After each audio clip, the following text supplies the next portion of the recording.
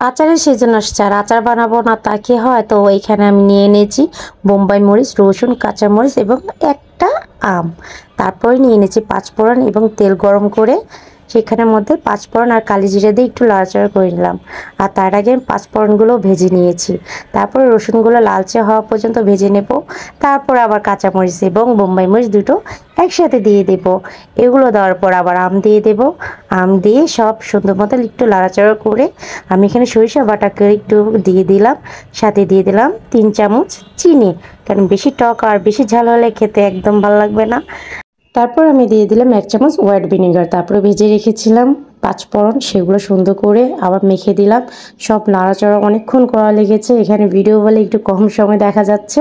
তো আপনারাও এভাবে করে ট্রাই করে দেখবেন। দেখতে পাচ্ছেন কালারটা খুবই সুন্দর হয়েছে।